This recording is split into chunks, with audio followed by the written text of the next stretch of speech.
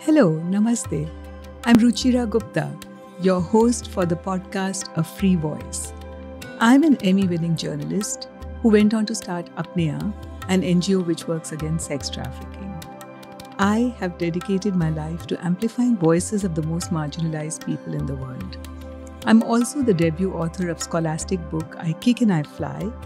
In this podcast, I will talk to survivors, activists, and storytellers who use their voice to make a difference in the lives of young people. How does an idea turn into action? How do you change a tragedy into recognizing your own powers? Together, we will examine and reimagine the world we want. Then a woman said, "Speak to us of joy and sorrow." And he answered, "Your joy is your sorrow unmasked. And this self-same well from which your laughter rises was ofttimes filled with your tears. And how else can it be? The deeper that sorrow carves into your being, the more joy you can contain. Is it not the cup that holds your wine, the very cup that was burned in the potter's oven? And is not the lute that soothes your spirit the very wood that was hollowed with knives? When you are joyous, look deep into your heart, and you shall find it is only that which has given you sorrow that is giving you joy. When you are sorrowful, look again into your heart, and you shall see that in truth you are weeping for that which has been your delight. Some of you say, joy is greater than sorrow. And others say, no, sorrow is the greater. But I say unto you, they are inseparable. Together they come, and when one sits alone with you on your board, remember that the other is asleep upon your bed. You just heard Tanya Gould read from Khalil Gibran's The Prophet. Tanya is a survivor advocate and advisor to the United Nations and also an advisor to many survivor groups on how to combat and overcome trafficking. She lives right here in the United States and has an incredible journey from victim to victor, from someone who was oppressed to a survivor. She represents the last girl to me, the person who is poor, who is female, and who is also Black. All these intersecting inequalities have cut her off from access to many things while growing up. And then she overcame all those inequalities. In today's podcast, A Free Voice, we are going to find out from Tanya how she found her free voice and how she overcame all these intersecting inequalities to become the leader that she is today. Welcome, Tanya, to our podcast. Thank you for having me. It's wonderful to be here. Thank you. Tanya, why did you choose these particular lines from the prophet? So I believe that these lines chose me. I was having a moment, not it was not long after my trafficking experience that I was feeling or having suicidal thoughts and actually planning my suicide. And I had this moment where I felt like I just couldn't do it right because I had two kids at the time. I was a single mom, and I literally was trying to plan my suicide in a way where it didn't seem like a suicide. So one particular day, I lived in an apartment where I could go up onto the roof, and I took a chair up there with me while my two babies slept for nap time. And I'm sitting there and I'm contemplating and I'm talking to God because I feel like I'm a failure at making this happen, but I realize I cannot continue to live in this way. Well, I'm having this discussion and trying to make a decision if I'm going to actually do this or not, and actually asking for divine assistance to end my life. I hear my kids, and so I realize that they're up. I go back downstairs and figured I'd just go for a walk to the library. The library was always a safe haven for me. So I have my two kids in the stroller, and I'm just I'm just walking down an aisle in the library and just happened to turn my head to the left, and I see a book called The Prophet. And it's really thin. It's not something that is huge. But when I saw it, I go, that's interesting, The Prophet. And I remember thinking, what does a prophet has to say to me? And when I opened the book, that is the page it opened up to. And when the first line that says like, tell me about sorrow, right? I thought, I can tell you everything about sorrow. What do you have to say to me? Something that I don't know, what that's about. Like, I really am contemplating on how to end my life. And as I'm reading it, it's saying to me that the same cup, that has been hewn out, right? That same cup that has been hewn out with sorrow is exactly the same cup that could hold joy. No. So for me, that was my day of hope and understanding what it could mean to hope again, because I felt like as much sorrow as I had, gone through in my life, I would definitely, I want to see what this could look like on the joy side. Have books always been part of your life, and have they always motivated you in good and bad times? Oh yes, I've always been an avid reader. My first job, I was sexually abused as a child, and my social worker, by the time I was about 15, I think I was 15 or 16, and my social worker came into the home and said, we need to get her mind stimulated and active in society, because I was definitely prone to depression. And she talked to my school counselor, and my school counselor found a job for me working at a library, and I lost myself in books. It was just beautiful. Which are your top 5 books? Oh my God, I don't even remember. I remember the very first book I read that captivated me was that book, Roll of Thunder, Hear My Cry. I'm sure everyone knows that book. That was like, oh my God. Oh, it was written so well. And I learned how to use my imagination. And I just started using I all kinds of books. I was able to travel all around the world and beyond. It was definitely my place of escape. And so there are so many books that have affected my life. Have you read To Kill a Mockingbird? I did. I did. I read that in high school. That was a hard one to read through. Um,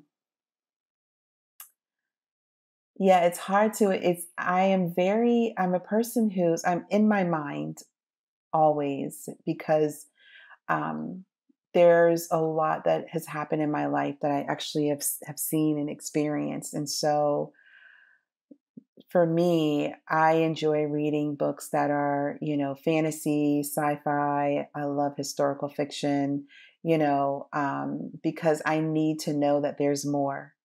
And so that's what I love about art. That's what I love about, writers, because they're able to think beyond that. So I'm not a person that'll sit and watch like, CSI or like drama or, shows or books that can tell me exactly what I see in the world today. I need something that's going to just, take me to more possibilities.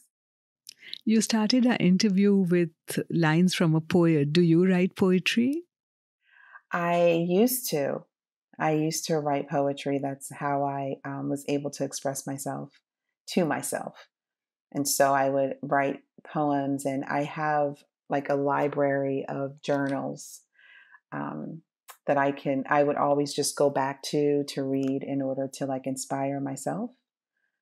I always would write more on a positive note. So even though there were some hard things I was going through, I could always find, like, I was always searching for a way out. And so writing poetry was a way that I can do that, especially when you have to rhyme and you have to make sense. And so it was very therapeutic for me to be inspired. What are you doing with those journals now and with all that poetry now? So I decided to take lines that I've written over the years and just pull them out, and so I can prepare for like a memoir. Something that I hope that will inspire people like I've been inspired, by my own experiences and just thoughts that I've had that has really helped me get through. So that's what, and I definitely want to leave a legacy for my kids and my grandkids, because, the reason why I didn't want my suicide to look like a suicide, because I didn't want that to be their story, right? My mom committed suicide. I didn't want that. And so I feel like I've worked hard on purpose to give them a different story, about their mom. Is it going to be a memoir in verse?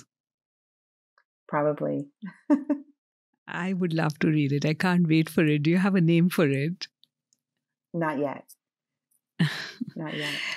When you were talking about your mother, I was just thinking that she too must have been the last girl. Was she also poor, female, and Black? No, my mom was mixed. She did her, how everyone goes and they do their DNA and ancestry. My mom is actually, she is a ton of Bengali. And I'm from Calcutta, and by the way, from really, Bengal. Yes. wow. And we have no idea about our history there. A couple of my family members have taken the test and see that we have that, in our ancestry. But we always grew up thinking that our family was Native American. We actually even have a Native American sacred Cherokee site down in North Carolina. And we had a historian come to find out we're not Cherokee at all. So, so that was beautiful finding out, what that was all about. But my father is, he was adopted, but by family. And so I don't know if you ever heard of Gould from Gouldtown in New Jersey. So there are a No, ton of I'm a us. girl from India, so you have to educate me. Well, so back in the day when, when folks were migrating over, the whites or the Anglo-Saxons settled in New Jersey, and they, built a life with Native Americans there. And this is South Jersey. And so that's where another part of my history is, the Native Americans there in that community. So it's well, for me, it's a love story, because what I learned was that my grandfather, who was a Gould, he didn't marry a Native American or a person or a white person, which those were the rules. He married someone who was very dark, and he was put out of the community and lost his inheritance. But, here we have, my father and me. And so I just love that story, because it's a story of love, choosing someone, because of love rather than, the color of their skin. That is lovely.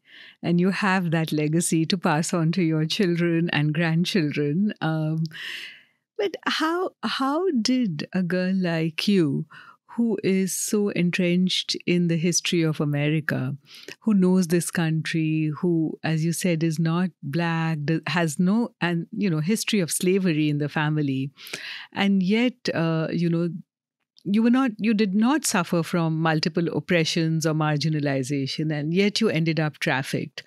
So how did that happen? It's so hard, I'm sure, for my listeners also to understand. Like, we always think it's someone who's marginalized, who's beyond the pale, who's going to be preyed on by traffickers. an educated girl who's going to libraries, going to high school, family she can trace back for 3 or 4 generations at least, no history of slavery. Um, so how does it happen to a person like you? Yeah, well, I had a ton of vulnerability. So it was difficult growing up in my community because for some, I was too dark, and for others, I was too light. So there was a struggle within the community.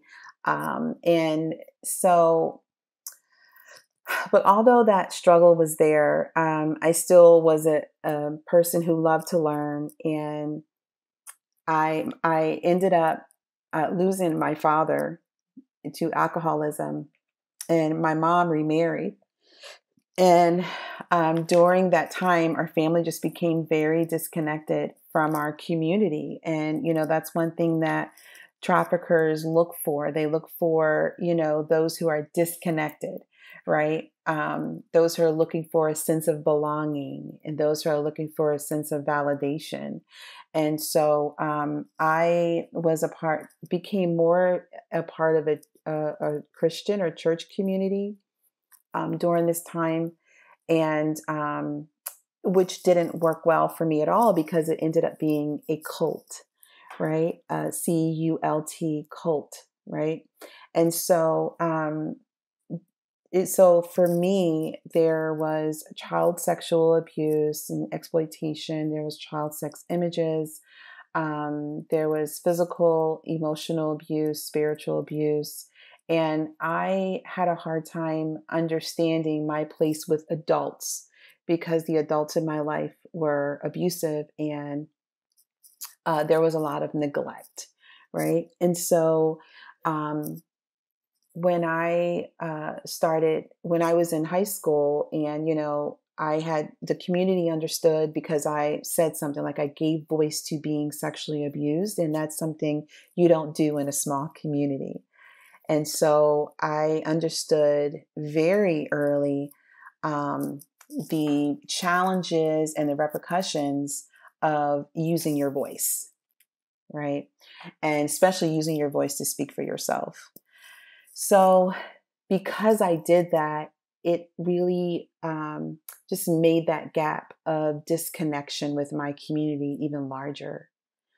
So I ended up getting pregnant in my senior year of high school, which, as you can imagine, was another messy thing that can happen in someone's life like mine, which further disconnected me from my community.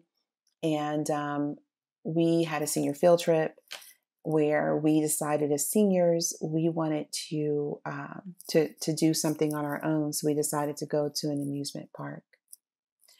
And I didn't have anyone to go with, so I had a friend of mine who set me up on a blind date. And so this blind date, I didn't have anyone to say because of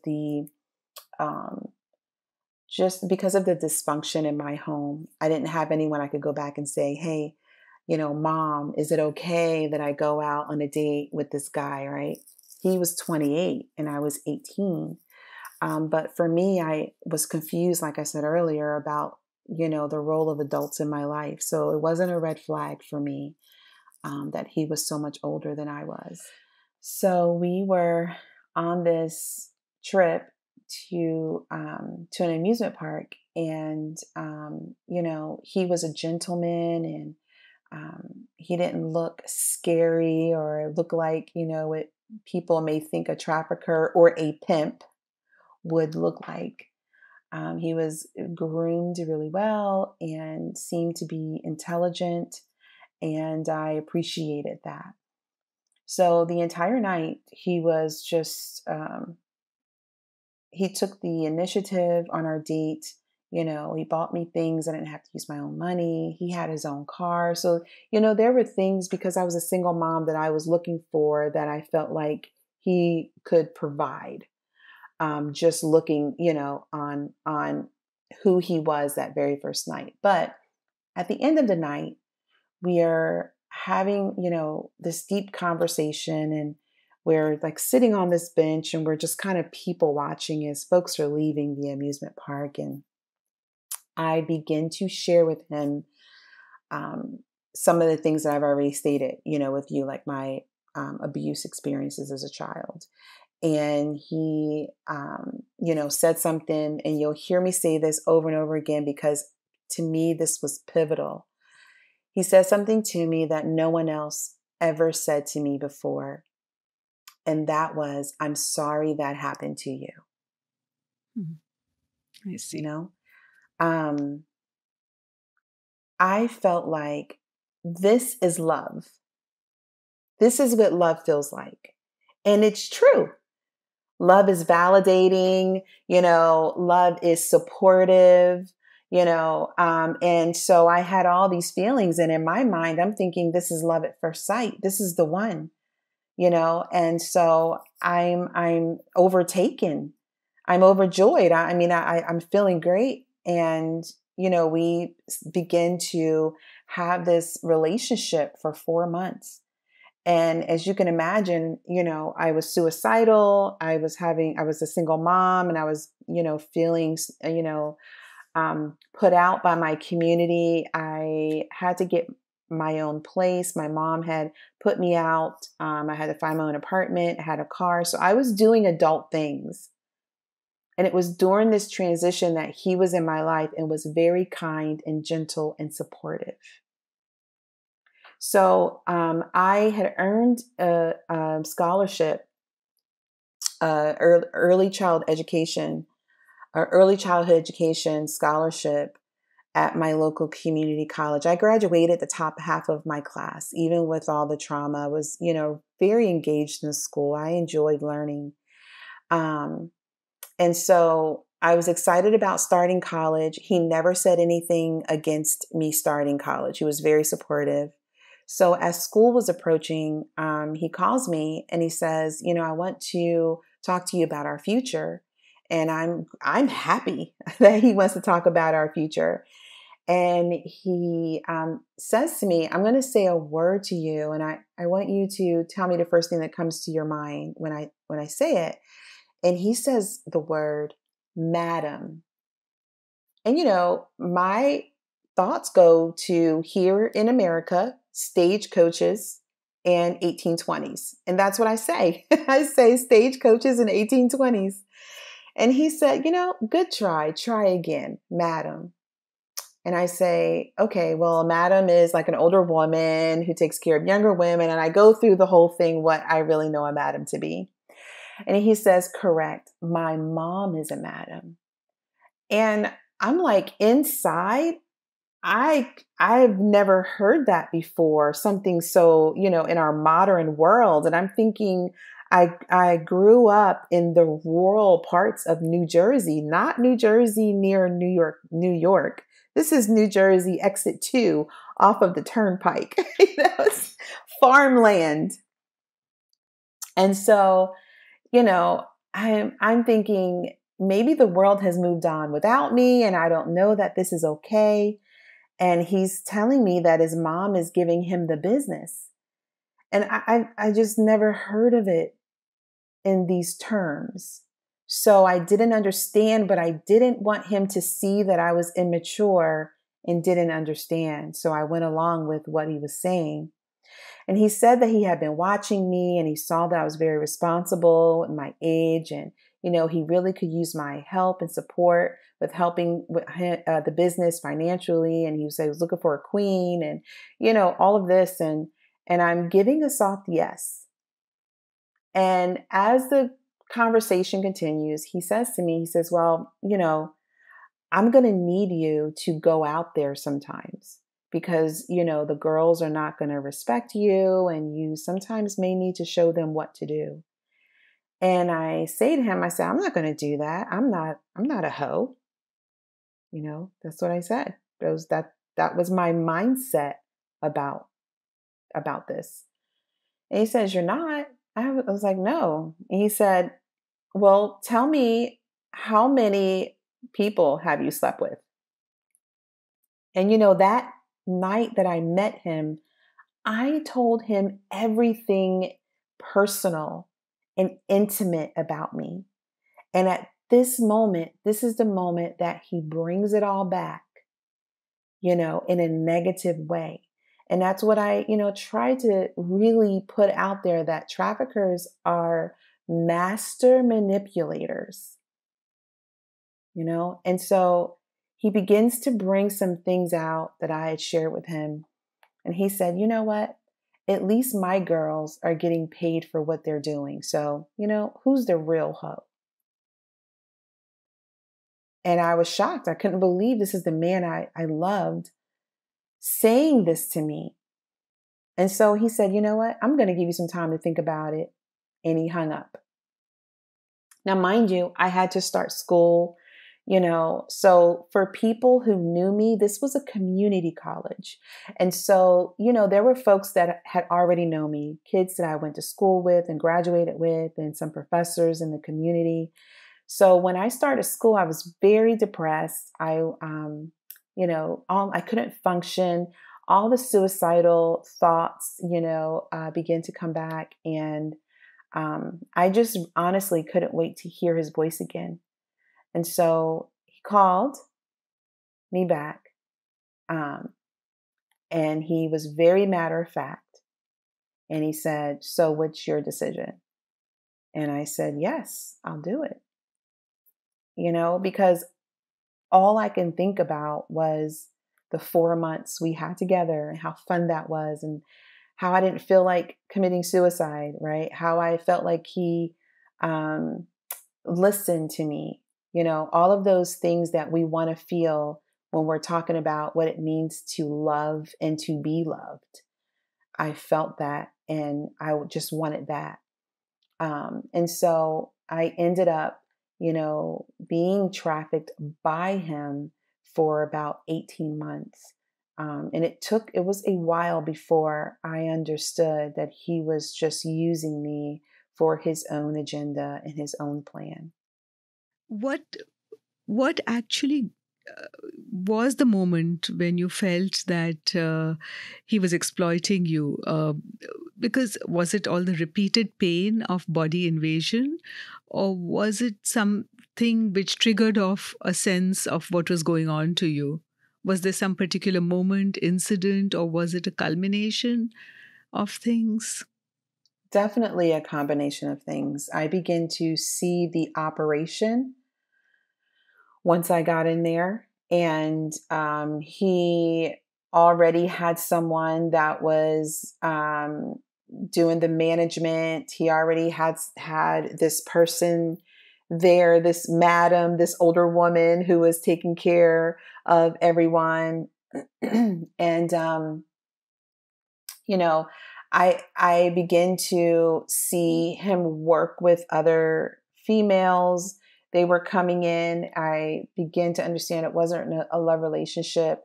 When he was talking to me about this and we were having this conversation on the phone, and I said, yes. I said to him, one thing that I asked for you not to do is to hit me, because I'm thinking this is real. And from what I understand when it comes to pimping and hoeing and that whole world, I know that, I'm thinking this is that world. Don't put your hands on me.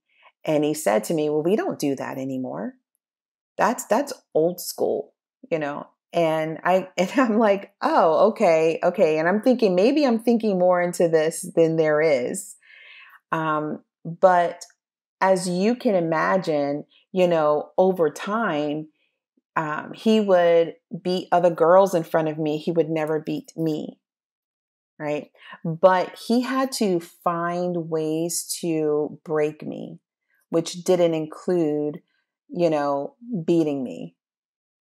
So when I understood that he was, I would see him manipulate others. It just became more of a reality. And there was a moment that I talk about in my story a lot, where he wanted me to, be a certain way or to do, certain things. And I really didn't want to, because as you can imagine, I'm very sassy and opinionated and, and so he had me in a front seat and he said to me that he couldn't use me anymore because I had lost some money. And so he said to me, I can't use you anymore, and I'm like, I didn't mean to. I'm sorry. We're having this conversation. And he said, no, you can leave. And he actually pulls in front of a bus station and tells me to get out. And we're like somewhere in DC area at the time. And I go, I don't want to leave. I want to stay here. I have nothing else to go back to. I want to be with you. I want to grow. We're having this conversation. And I say to him, why don't you just hit me? And then he says, because you're not worth it. You're not worth me hitting you. And that hurt me because I'd seen him hit other girls. And I in my mind, I'm thinking, this is easy. Just hit me, get it over with, and let's get back to what we had before. That's all I'm thinking. Those 4 months, like I'm holding on to those 4 months that we dated. And he says, you know what? I have an idea. Get out the car. And it was raining outside. And he says, go in that mud puddle on your hands and knees and ask me to take you back. And we're at a bus station and we're across the street from the bus station. So people are there. People are seeing this. I get out, I get on my hands and knees, and I'm yelling and I'm screaming for him to take me back. And then finally he sends the other girl, to come and get me, and I get back in the car. And it was after that moment that things got just drastically, it just really took a bad turn for me. And so I knew that anything that I had with him was over, and began to understand that it was never about that anyway. And so that's hard. I still work with people who are identified as being trafficked, and it's hard to walk them through admitting and like really embracing that someone used them and manipulated them. It's hard. That's hard to think that someone used you in ways you would never use yourself for their own purposes. It's hard to grasp that. Yes, it's your mind is so colonized by the experience that it's hard to be self-aware enough to even know or put words to your exploitation. I've heard that from other survivors as well. But, at some point you did realize you had a free voice. You did go away from that situation and that man. And this moment was the trigger, because you must have begun to think about things differently, or what level of humiliation that you were going through. My question is, when did you really feel that you had a free voice? So I always knew,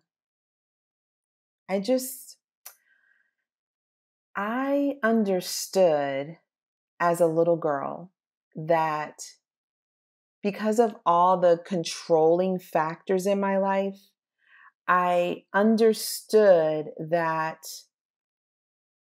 it was others. Like I knew I was always free to be and to say, because there were moments that you could, as long as you performed well, right? As long as you did what the teacher told you, or as long as you, played the game. And I understood this at a very early age. I understood that I had a voice, but I could only use it if others could control it.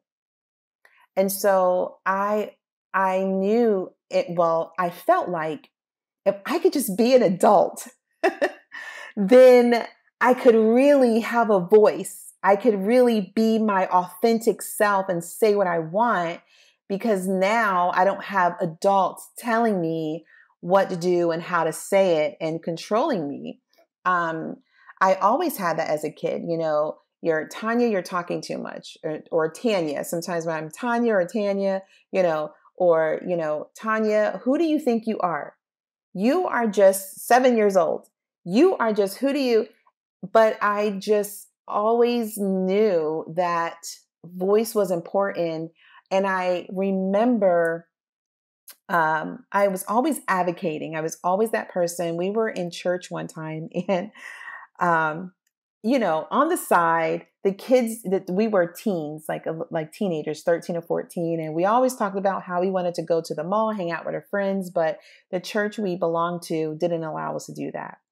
So one day, the pastors, the leaders of the church said, how many of you are any of your the kids, the teenagers, are any of you feeling like we are controlling you and you can't do what you want to do and you want to go out? And man, my hand went up. I was like, yes. And I stood up and I turned around and no one else was standing with me. And I go, no, this is the time to do it. We were just talking about this. And nope, no one said anything, So I just understood that and knew that's just me.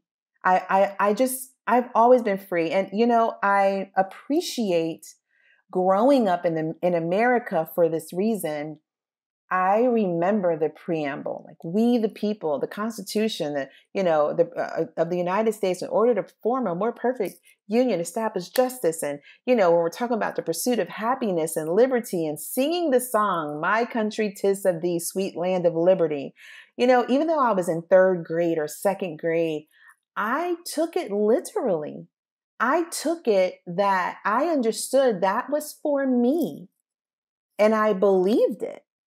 And so when things didn't line up that way, I just felt like other people didn't believe it, for themselves. But that has nothing to do with me and my belief. And I have a right to, as a human being, I have a right to. And so I always had a voice. I always got in trouble for using it, even as a little girl. But it never stopped me. Did you ever use your voice against that man who pimped you and trafficked you and colonized your mind and body? Oh, yeah. I always tell people, folks like to think that buyers are nice,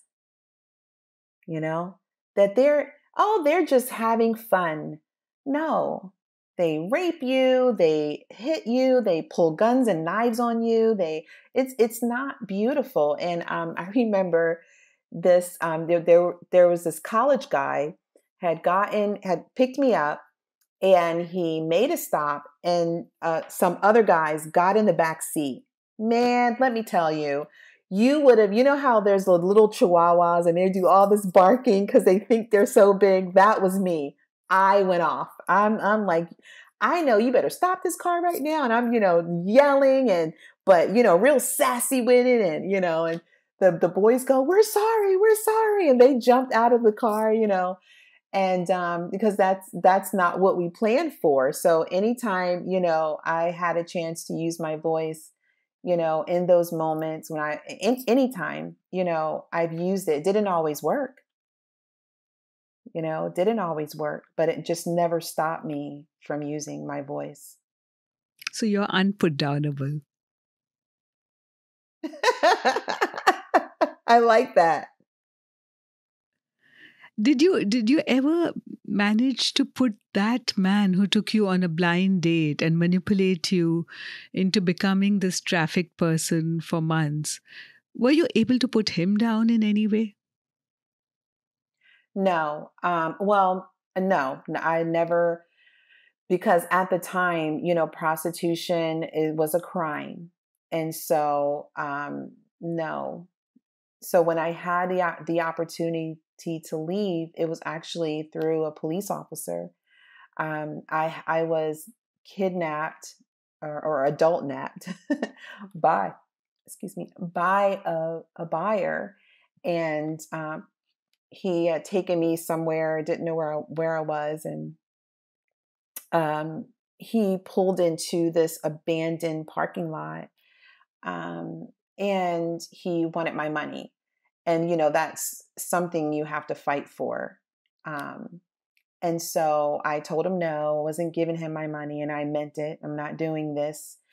And then he pulled out a knife. He comes over on top of me. We're in a car, and it gets, I'm in my mind at the time, I'm thinking I'm going to win because this is not going to happen. But then he's a man, right? And so there's this moment where I realize he's gaining momentum and I have to make a decision. But at that moment, and I don't know how many survivors you've talked to or people who have been near death, where they have these like divine moments, right? That's what I call it. It's like a divine moment. So I had a divine moment where everything goes matrix, like in slow motion. And I hear a voice say, "What are you doing? You have a son." And I remembered that my son was in night care. And I realized that if I died that night, my trafficker would have my son, because no one in my family knew what I was doing. Not anyone. So in night care, I mean that the trafficker had, their brothel had a home, and that's where I would have my son while we were traveling. And it was like the veil was lifted, the mama bear came out, and I, give this guy the money, and he pushes me out of the car. And, I'm mad, I have all these, I don't know what you call it, but this relationship with God where I'm mad at him sometimes and happy or whatever. So at the time I go, I'm mad at God, and I'm upset, and I'm screaming, and I'm in the ground, I'm crying because I have no money. I have no ID. I have nothing on me. And then I stand up and I say again, I say God, because that's what I believe, this, and I say this a lot, I feel like in those situations, we are survivors or people who are in these circumstances, we're closer to the divine, right? This is where we're the closest, because we're surviving. And so I stand up and I say, just scream, "God, help me." And when I do that, there's a law enforcement officer that was sitting in his car, and his lights come on. He pulls up to me and he rolls down his window and he says, "What are you doing out here?" And I look at him because he says it like we know each other. And and I go, "What?" He says, "What are you doing out here?" And I'm like, and it was like I realized that he saw me as a person and not as a prostitute, not as a person selling or buying sex. He saw me as a person and was questioning me as like a brother or a human being. And I just broke down and cried. And he, helped me get past, like he was working his shift. And he was like, I'm going to pay for you to go get your son, to get on a bus, go get your son and go home. He was kind. He was just my angel or guardian or whoever you want to say. I know if it wasn't for him, I don't know where I would be today. I know that. How old were you when you had your son? I was 17. In hindsight, like, would you have liked to have had access to abortion at that time? I actually, I was on my way to an abortion clinic because that's what all the girls were doing. They were having an abortion in high school. And so I found out I was pregnant, and I had a friend of mine, she was going to have her aunt take me to, I was in Jersey, but I think I had to go to Philly or something, or Atlantic. I had to go somewhere else. I can't remember where, to get the abortion. And we were driving. I had to stop and, you had to stop and pee because you know how when you're pregnant, you have to go often. And I had my moment. I had my moment where I'm standing at this window and I'm looking out, and the tree, I notice the tree and the wind blowing, and I just felt this thing in my heart, like, and I'm not swaying anyone's decision. This is my story, right? For me, I felt this conviction that said, like, who are you to take this life or to do this? I felt it strongly. And I had to go back out there and tell my friends and my friend's aunt, after we had already driven, we were halfway there, that I can't do it. For me, I couldn't. And my son is, if I didn't have my kids, I know for sure I wouldn't be here, because they were the reason. I needed them for it to have purpose. I needed them to do better. I really did. I didn't know that. I didn't know that then, but my son was a gift.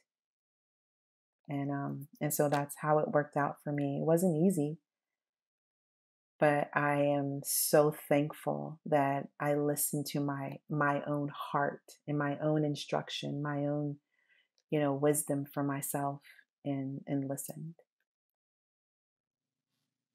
You deal with so many survivors of prostitution now and of sex trafficking. You are a survivor leader. Now, when you meet many young girls who may have had to drop out of college, take a job just because they got pregnant, had a baby, uh, would you like them to have access to abortion? What are your feelings on that? So interestingly enough, I worked at a crisis pregnancy center. I actually, oh my God, years ago, I was working, like doing, network marketing. And the lady that what I was working with, because she wanted to purchase something from me, she was a director of a pregnancy center. And I went to go pick up I went to go drop off the products for her. And she had gotten sick and I couldn't find her. And we were back and forth. And so I had already I already had nonprofit experience. I work with HIV and AIDS, I, under resourced communities. I had already done a lot of this work in my life at this point. And so the one of the staff members there said, "Hey, you know, are you interested in crisis pregnancy work?" And I'm like, I mean, I don't know. I can help and volunteer, until they find someone. But it was just so beautiful being there. And this is my belief on it. I being a person of color and having this experience of being a single mom is is something that people think about us all the time anyway, and I didn't like that. I don't like that, being Black, and being a female, there's this, bias that, if you're Black, you end up being a single mom, and Black dads, they're not in the home. And, I strongly dislike that. Right. However, it doesn't mean that, our life has to be a certain way, right? Just because I got pregnant, or just because what I learned with talking to thousands of women working at the center, because I did it for 7 years, many of them come for abortions because they feel pressure to have an abortion. It doesn't feel like a choice to me. It feels like people put pressure on them to have an abortion because, it's not the best time, or because you're too young, or you're still living home with your parents, or that decision should be free from all of that.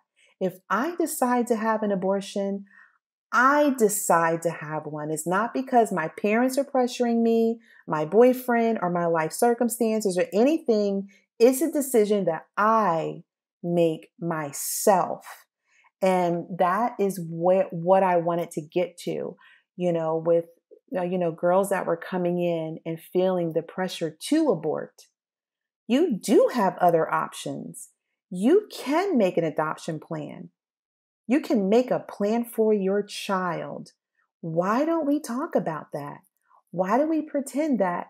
Because I have also worked with girls and women who did have an abortion and weren't ready to make that decision.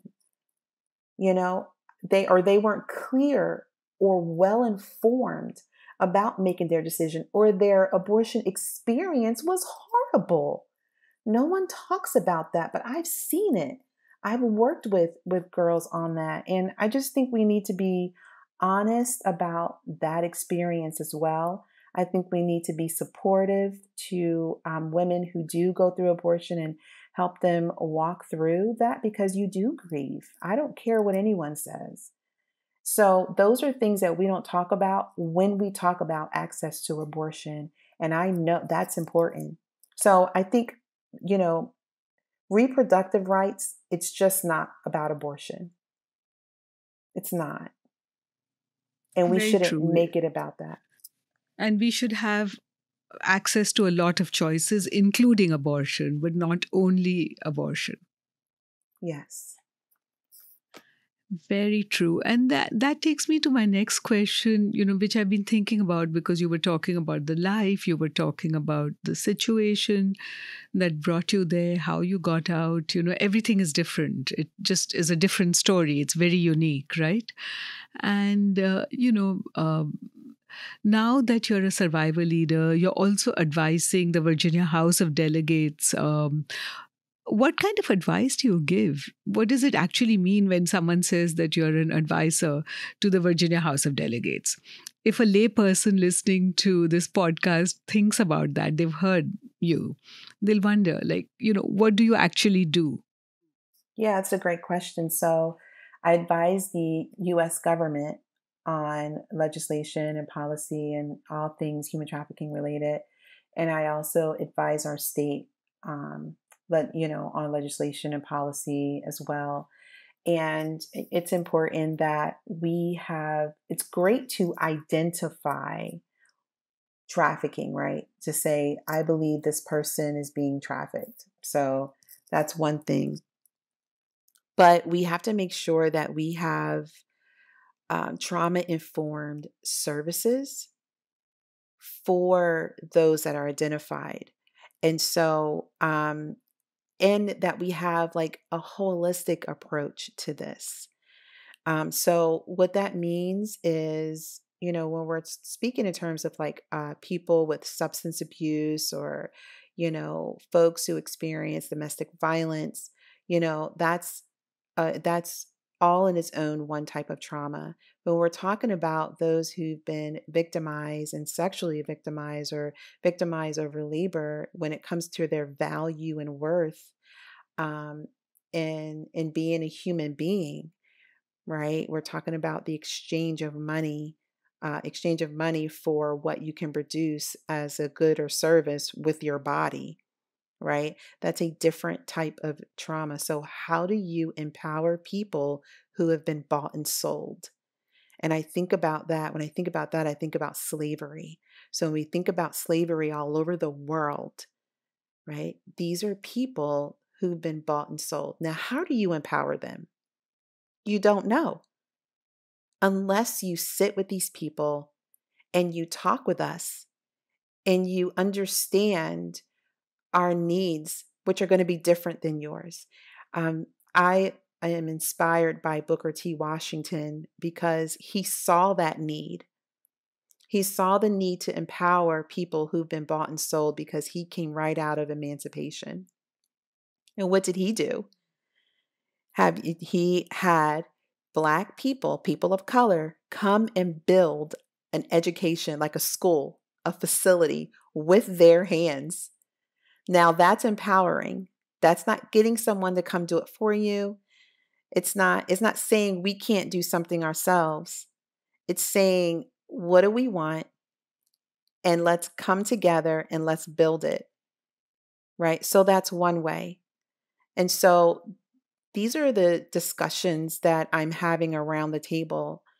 How do you empower people who've been bought and sold? Well, you need survivor leaders. You empower them to speak. You empower them to use their voice. You empower them to put their hands to their own issue. So those are the types of conversations that we're having. Wonderful. More power to you. And, you know that there's a big debate going on in United States and also globally that some people say that, why should sex buyers be punished? Why should pimping and brothel keeping be considered a crime? After all, they're helping poor women get a job. And prostitution should be termed as work like any other work, and just be, women in prostitution or victims of sex trafficking hardly exist if they're adult. So they should all just be called sex workers. What is your response to that as someone who's been in the life and experienced everything? I think that the people who say that the most are people who have not had this experience. Again, that's just someone's way to say, how do we make it easy for a person who, how do I want to say this? So I don't want to sell something I've been victimized by. I don't want to be a part of that market. And even if I was selling sex to feed my family, if I were given another option, and if I had the opportunity to take a personality test or a job skills test to really understand who I am, and I can be authentic in that way, and I now had a choice, what would I do? So I don't want to remain a marginalized population. I don't want to remain an under-resourced population. So how do we change that? You don't say to someone who was just bought out of emancipation, you pick cotton really well. Why don't we just support your cotton picking, give you a business, and because that's all you can do? That's degrading. You're telling me that that's all I can do as a human being? You're telling me, no, thank you. Right? I Absolutely. want a part of the American dream, or whatever, wherever I am. I want that just as much as you think that you can have it your way. I want it my way too. So I am not a fan of that at all, because I think it keeps a population marginalized, underserved, and impoverished. And that's not okay. I agree with you 100%, Tanya, and I've devoted my whole life to, trying to create a world in which no girl or woman is ever bought or sold. And many years ago, when you were saying that this law did not exist and you could not punish your trafficker because of that, I worked for the passage of that law in the US Senate. I went and testified and showed a documentary I made. And that contributed in the passage of the first Trafficking Victim Protection Act. So for me, it is such an honor to meet you and know how much you have used this law and move forward, and what this law would have meant at the right moment if it had existed earlier. Thank you for your work. I appreciate that. I realize it is not only my voice at the table, but it's my ancestors that have gone before me. It's people who have been victimized, who have used their voices and was never given a platform, but they still use their voices anyway. I realize all of that. And, there are so many that have come before me. And I am grateful and feel honored that I get to share this space. And so thank you for the work you've done and are doing. And will never stop, just like you. One of the things that you mention in the work that you do is that you always try to treat every person with dignity and convincing them that they matter. How do you do that? Well, I mean, because I know what it feels like to not matter. I know what it feels like when, buyers or, people who hurt you and abuse you, like I will never forget the look on their faces, the tone in their voices, you know, um, will never forget that. And that's never okay. And I know that I'm not the only one who has experienced that, and I want to speak to that piece, right? I want people to know that like you're not who others say you are or think you are. You are who you think you are. Like you have control over that. I remember, when my trafficker was teaching us how to recruit, I saw this girl that was on a sidewalk. She was walking on sidewalk and I pointed at her. I was like, "Oh, look, she's really pretty." And he goes, "No, look how she's walking. She's way too confident. So, no, you don't choose someone like that." And I just never forgot that because now I understand, as an adult who wanted to have control over her life, people, if you don't know who you are, people will control you. If you're not confident and sure, like sure about who you are, people like leaders, and I'm in religion, all types of schools, everywhere, politics, people will always try to have you beat to their drum. But you have your own drum. Beat it.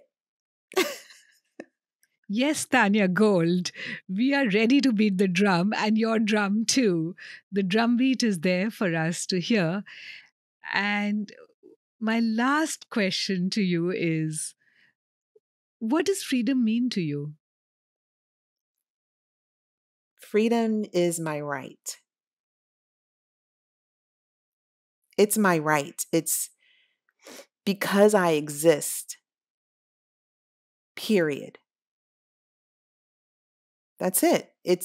I have a right to freedom. I have a right to be me and my authentic self. I have a right to show up in every space with my ideas, with who I am, um, with transparency, with vulnerability. I have a right to do all of those things.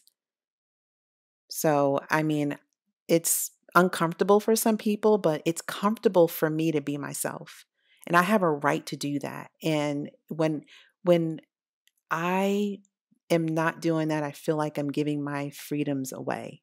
I'm giving that right away when I don't allow myself. And that's my responsibility. My freedom is my responsibility. It's not anyone else's, it's mine. And so that's how I really feel about it. And you are listening to Tanya Gould talk about freedom and how she fought for it, took it as a responsibility, and that's her drumbeat. Freedom is my right, and you are responsible for your freedom. Let's drum on that drum beat. Thank you, Tanya Gould. Thank you for having me. It's such a pleasure and a joy to share this space with you. I'm Ruchira Gupta, and thank you for listening to A Free Voice. Subscribe to our podcast to get notifications of new episodes or check us out at ruchiragupta.com. The podcast is produced by Ram Devineni with Ratapalix and Bowery Poetry. Special thanks to Leela Kapoor and Anika Kothari. This podcast series is funded by the Citizen Diplomacy Action Fund, which is sponsored by the U.S. Department of State and implemented by Global Ties US, in partnership with the Office of Alumni Affairs in the Bureau of Educational and Cultural Affairs. Additional support from New York State Council on the Arts, Governor of New York State, and the New York State Legislature.